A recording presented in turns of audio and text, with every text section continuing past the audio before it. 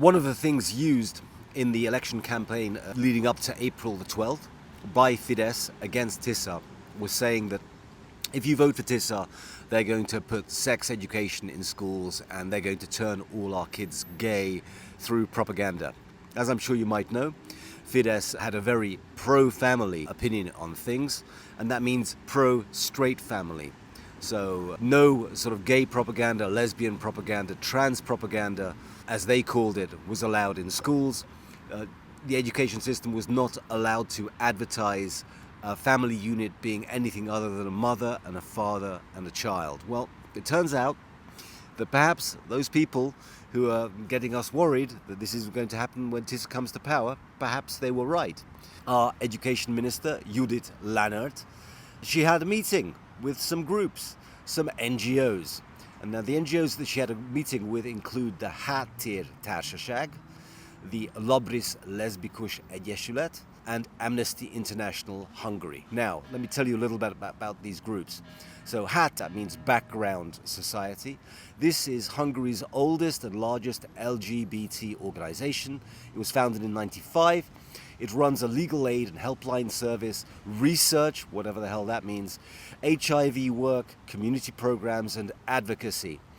Its stated aim is a society in which sexual orientation or gender identity does not cause harm, and LGBTQI people can live openly and get help. Let me tell you, they can already live openly. In education, it has published teacher materials on inclusive schools, that already sounds gay, anti-bullying and comprehensive sex education, and has offered workshops for teachers on what the law currently allows. The Labris Lesbian Association was founded in 1999. In its own description, it says it's a society in which women can freely choose partners and live their identity without fear, strengthening self-acceptance and visibility of lesbian, bisexual and trans women, safe women's spaces, lesbian and feminist culture, and attitude forming about sexual and gender minorities. Again, lesbians can live freely and safely in this country. You see lesbians all the time. No one gives a shit. My kids don't care about this. Best known to the wider public for the children's book Meseország Mindenkié, and for school programs that later became Befogadó Terek, inclusive spaces. And finally, there's Amnesty International. It's not an LGBT group, but it campaigns on LGBT rights, pride access, human rights, education, and so on. Now, the funding for these organizations, well, it's not secret.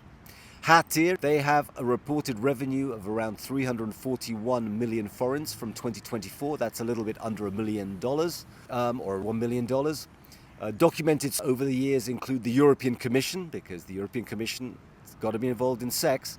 Open Society Foundations, those are the George Soros groups, as well as some embassy-related funds. That means US aid. That is, in my mind anyway, a terrorist organization designed to destroy societies.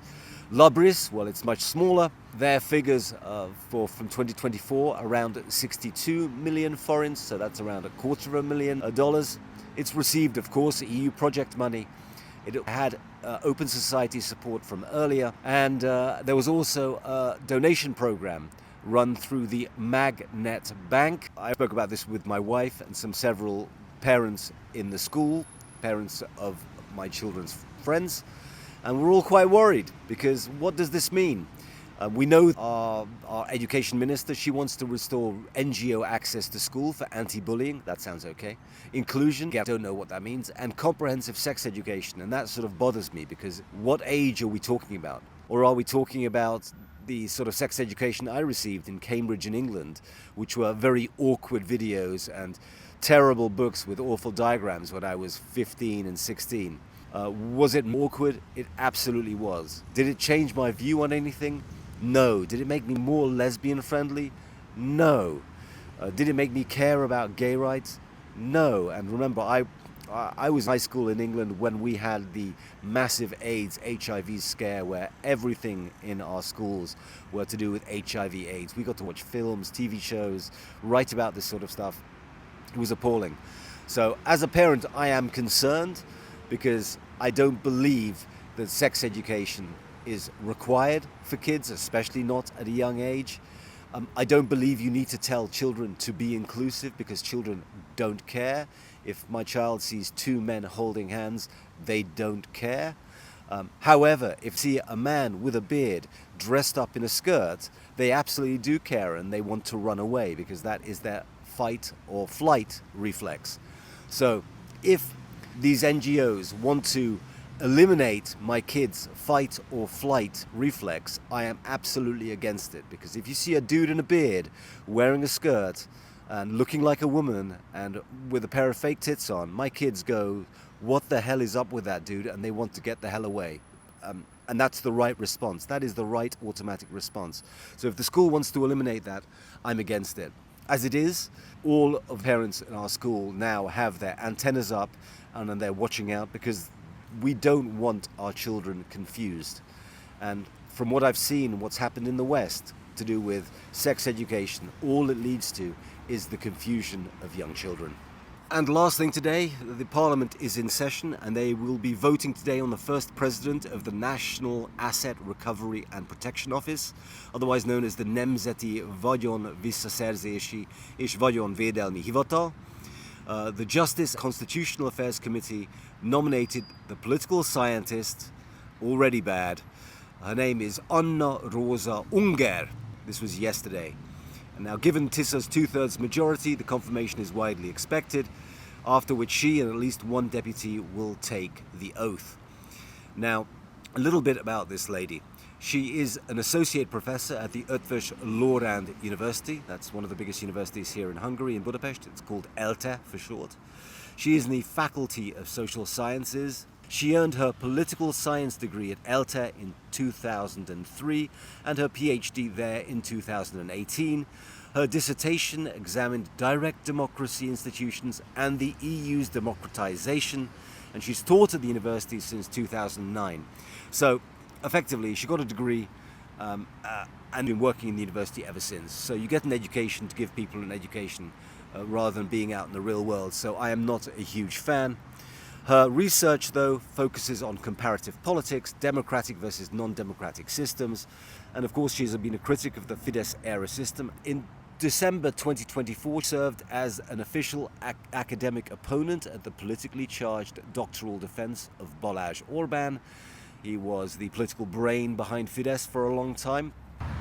That Balázs Orbán thing was little more than a show trial. It was to see whether or not Balázs Orbán deserved to have his degree, which of course he did. All of these people are good lawyers, at least on paper.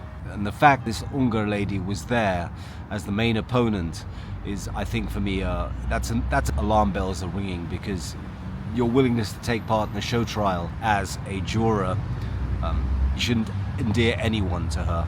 She has professional ties in the political analysis world that overlap with some current Tisza figures, including Deputy Prime Minister Bálint Ruff, because of course that actually doesn't say so much. Hungary is very, very small, so that you have ties to other people. If you're a higher up, you will know other people who are higher up, because this country is very, very small.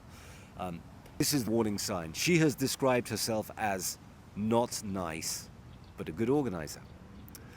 Now, what are the issues with this? The criticism, well, the supporters praised her determination, systematic analysis, and written and oral concept, but critics, including some within Tisza, says, but hang on, she has no law degree.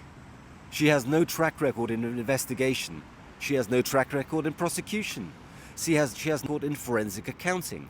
She has no track record in asset recovery. And those are all the things you need. What does she have a track record in? Being a political scientist, having a political worldview.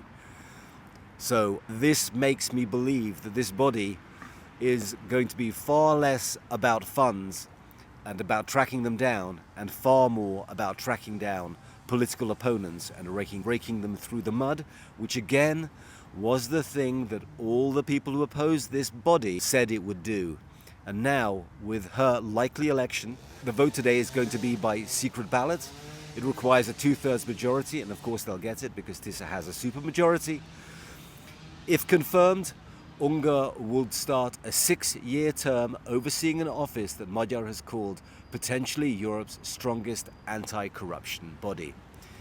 I think at the moment, though, the skeptic in me says it's going to be less about anti-corruption and it's going to be more about creating, maintaining a one-party state, not like we had with Fidesz, but an even stronger one-party state. That's all for now. If you like my stuff, give me a like. Thanks.